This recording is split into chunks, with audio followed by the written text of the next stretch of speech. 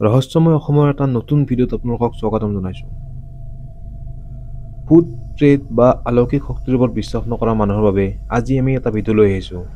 আজিৰ ভিডিঅ'টো এটা সঁচা ঘটনাৰ ওপৰত আধাৰিত আৰু এই ঘটনা পুলিচ কেছত ৰেজিষ্টাৰ হৈ আছে।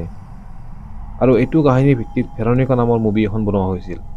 পলম নকৰি ভিডিঅ'টো আৰম্ভ কৰোঁ। তাৰ আগত সকলোকে চেনেলটো ছাবস্ক্ৰাইব কৰিবৰ বাবে অনুৰোধ জনালোঁ।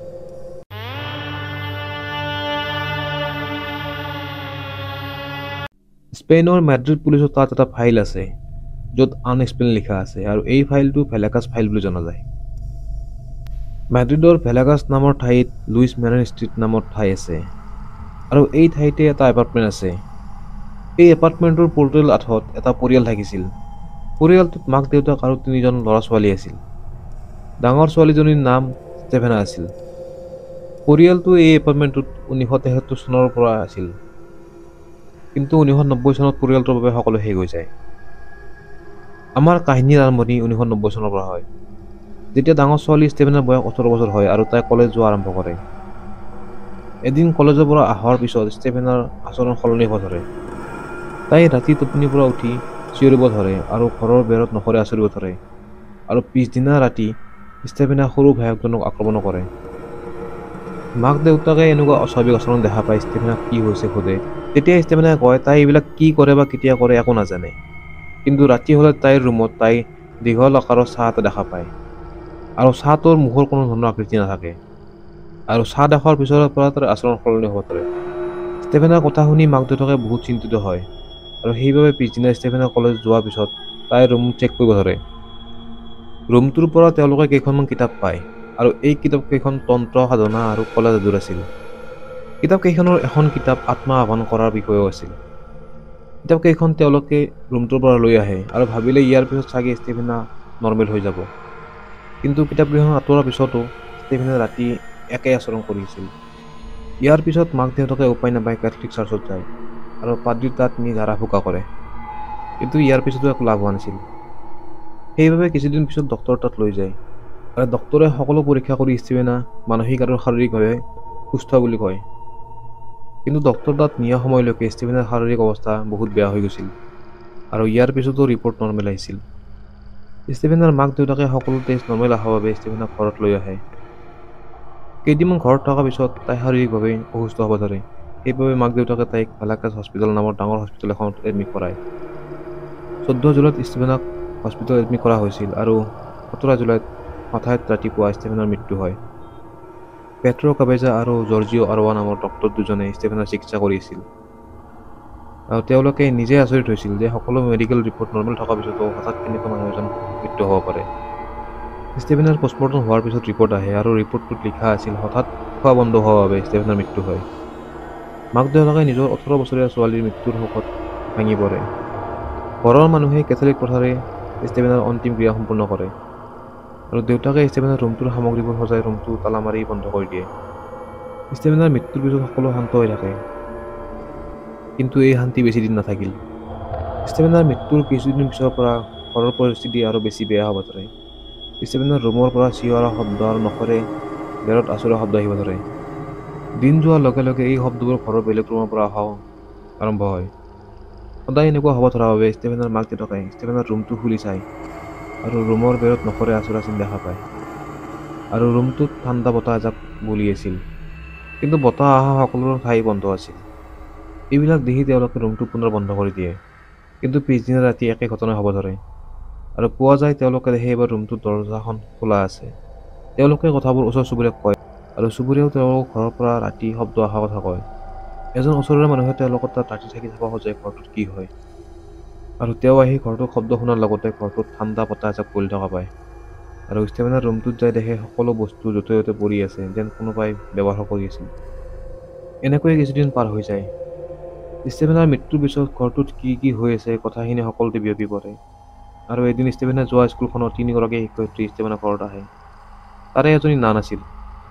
নানগৰাকীয়ে কয় প্ৰায় 7-8 মাহ আগতে ষ্টেফেনা আৰু তাইৰ বান্ধৱী 3জনীয়ে স্কুলৰ পিছফালে এটা চাৰিকোণীয়া ঘেৰা বনাই বহি আছিল আৰু মাজত এটা কাৰ্ডবৰ্ড বক্স লৈ বক্সটোৰ ওপৰত গ্লাছ এটা থৈ কিবা কিবি ইংগিত দি আছিল। নানগৰাকীয়ে তেওঁলোকক গালি পাৰি বক্সটো পেলাই দিয়ে কিন্তু বক্সটো পেলোৱাৰ সময়ত ক্লাছটোৰ পৰা বগা ৰঙৰ ধোঁৱা ওলায় আৰু ষ্টেফেনৰ নাকেৰে গাত সোমাই যায়।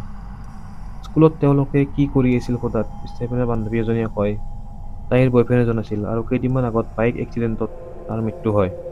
ষ্টেফেনাই বান্ধৱীগৰাকীক কৈছিল তাই আত্মাৰ লগত সংযোগ কৰিব পাৰে আৰু আত্মা মাতিব পাৰে। সেয়েহে ঐজাবোৰত লৈ ষ্টেফেনাই বান্ধৱীগৰাকীৰ বয়ফ্ৰেণ্ডৰ আত্মাক মাতি আছিল।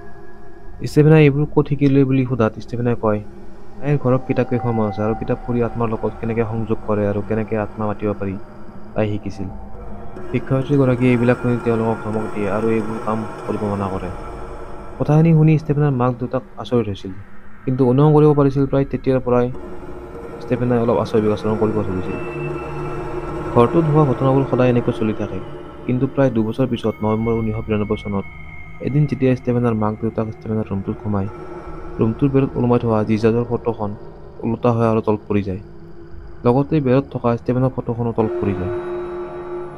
মাকে ষ্টেফেনৰ ফটোখন উঠাই আৰু বেৰত লগাই দিয়ে, কিন্তু ফটোখন আকৌ পৰি যায়। এইবাৰ দেউতাকে ফটোখন উঠাই যদিও ফটোখন নিজে নিজে হাতৰ পৰা ছিটিকি যায় আৰু ফটোখনত নিজে নিজে জুই লাগিব ধৰে, আৰু ফটোখনৰ অকল মুখৰ অংশতে জুই লাগি আছিল। মাক দেউতাকে এইবোৰ দেখি বহুত ভয় খায় যদিও কেনেবাকৈ জুইখিনি নিভাব সক্ষম হয়। মাকে এজন মিস্ত্ৰী মাতি দৰ্জাখন সম্পূৰ্ণৰূপে বন্ধ কৰি দিয়ে আৰু দৰ্জাখনৰ সন্মুখত গধুৰ ফাৰ্নিচাৰ থৈ দৰ্জাখন খুলিব নোৱাৰা কৰি দিয়ে। দৰ্জাখন সম্পূৰ্ণৰূপে বন্ধ কৰি দিয়াত টিনা আৰু বেছিহে চিঞৰ বাখৰ হ'ব ধৰে আৰু বস্তুবোৰ দলোৱা শব্দ হৈ পৰে। পিছদিনা পুৱা তেওঁলোকে দেখা পায় ৰুমটোৰ দৰ্জাখন খোলা আছে আৰু সন্মুখত থকা ফাৰ্নিচাৰবোৰো দূৰত পৰি আছে। ঘৰটোত থাকিব নোৱাৰা পৰিস্থিতি হোৱাৰ বাবে ষ্টেফেনৰ মাকে পিছদিনা ল'ৰা ছোৱালীৰ সৈতে ঘৰটো এৰি যোৱাৰ সিদ্ধান্ত লয়। আৰু সেইদিনা ৰাতি ষ্টেফেনৰ মাকে শুই থাকোঁতে কোনোবাই তেওঁৰ গাৰ ওপৰত উঠি ডিঙি চেপি থকা যেন অনুভৱ কৰে, আৰু বহুত চেষ্টা কৰাৰ পিছতহে তেওঁ সেই শক্তিটো আঁতৰাব পাৰিছিল। এই মুহূৰ্তত তেওঁলোকৰ এনেকুৱা লাগি আছিল তেওঁলোকক কোনোবা মাৰি পেলাব। সেইবাবে তেওঁলোকে পুলিচক ফোন কৰি ঘৰত হৈ থকা অস্বাভাৱিক ঘটনাৰ বিষয়ে কয়। কথাখিনি শুনাৰ পিছত পুলিচ ইন্সপেক্টৰ জৰ্জ মেগ্ৰীয়ে এটা টীমৰ সৈতে তেওঁলোকৰ এপাৰ্টমেণ্টলৈ যায়। পুলিচ আহি দেখে ষ্টেফেনৰ পৰিয়ালটো এপাৰ্টমেণ্টৰ বাহিৰত ৰৈ আছে আৰু ভিতৰত যাব সাহস কৰা নাই।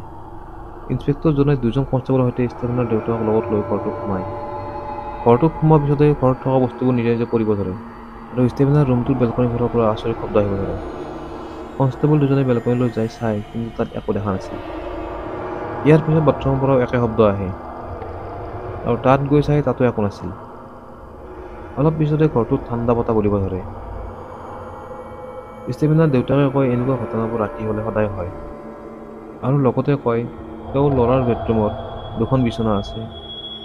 ল'ৰাটোৱে যিখন বিচনাত শুৱে সাৰ পালে কিন্তু সি আনখন বিচনাত নাথাকে, আৰু যেতিয়া এনেকুৱা হয় ল'ৰাটো এখন বিচনাৰ পৰা বতাহত উৰি আন এখন বিচনাত যায়, আৰু তেওঁ এনেকুৱা হোৱা নিজে দেখা বুলিও কয়। কথাখিনি পুলিচ টিমটোৱে বিশ্বাস কৰা নাছিল, সেইবাবে তেওঁলোকে ৰাতি ঘৰটোত থাকি ঘৰটোত আৰু কি হয় চোৱাৰ সিদ্ধান্ত লয়। পুলিচে পৰিয়ালটোক ঘৰটোত থাকিব দিয়ে আৰু নিজে থাকিব বুলি কয়। ৰাতি সৰু ল'ৰাটো শুই থাকোঁতে হঠাৎ ল'ৰাটো শুই থকা বিচনাৰ পৰা ছিটিকি কাষৰ বিচনাখন গৈ পৰে, আৰু ৰুমটোৰ বেৰত লগাই থোৱা জিজাছৰ ফটোখন প্ৰথম ওলোটা হয় আৰু মাটিত পৰি যায়। ষ্টেফেনৰ ৰুমটোৰ পৰাও চিঞৰ বাখৰৰ শব্দ আহি আছিল আৰু সকলো বস্তু য'তে ত'তে পৰি আছিল, আৰু এইবোৰ সকলো ঘটনা পুলিচৰ সন্মুখতে হৈছিল। পিছদিনা ঘৰটোৰ পৰা আহি পুলিচ ইন্সপেক্টৰজনে ৰিপৰ্ট এটা বনায়, আৰু এই ৰিপৰ্টটোত ঘৰটোত হোৱা সকলো কথা উল্লেখ কৰে আৰু ঘটনাৰ কাৰণ আনএক্সপ্লেইন বুলি দিয়ে। ৰিপৰ্টটো ছাবমিট হোৱাৰ পিছত ৰিপৰ্টটো মিডিয়াৰ হাতত পৰে। ইয়াৰ পিছত বহুত ইনভেষ্টিগেটৰ ঘৰটোত আহে, কিন্তু কোনেও ঘটনাবোৰ কিয় হৈছে উলিয়াব নোৱাৰে, আৰু সকলোৱে পৰিয়ালটোক ঘৰটো এৰি যাব দিয়ে। ঘৰটো এৰি পৰিয়ালটো এটা বেলেগ ঘৰত যায়। নতুন ঘৰটোত তেওঁলোকৰ লগত আৰু একো অস্বাভাৱিক ঘটনা নহয়, কিন্তু আগৰ ঘৰটো এতিয়া সম্পূৰ্ণৰূপে পৰিত্যক্ত অৱস্থাত আৰু বেছি ভয়ানক হৈ আছে। এতিয়া আগৰ ঘৰটোত কোনো মানুহ যাব সাহস নকৰে। ইন্সপেক্টৰ জৰ্জ মেগ্ৰীয়ে বনোৱা ফাইলটোক ভেলাকাছ ফাইল বুলি নাম দিছিল, আৰু এইটো কাহিনীৰ ভিত্তিত নেটফ্লিক্সত ভেৰনিকা নামৰ মুভি এখন বনোৱা হৈছিল, আৰু কোৱা হয় মুভিখন ইমানে ভয়ানক আছিল যে বহু লোকে মুভিখন সম্পূৰ্ণ চাব নোৱাৰিলে। পৃথিৱীৰ এইটোৱে প্ৰথম ঘটনা য'ত সাক্ষী হিচাপে স্থানীয় মানুহ, মিডিয়াৰ লগতে পুলিচো আছিল। আজিৰ ভিডিঅ'টো ইমানতে সামৰিছোঁ। আশা কৰোঁ ভিডিঅ'টো চাই ভাল লাগিল। ভিডিঅ'টো ভাল লাগিলে লাইক কৰিব, শ্বেয়াৰ কৰিব আৰু চেনেলটো ছাবস্ক্ৰাইব কৰিব। আপোনালোকে কেনেকুৱা কণ্টেণ্ট বিচাৰে আমাক কমেণ্ট কৰি জনাব, আৰু আপোনালোকৰ নিজা কাহিনী থাকিলে ডেছক্ৰিপশ্যনত মেইল দিয়া আছে, তাত লিখি পঠাব।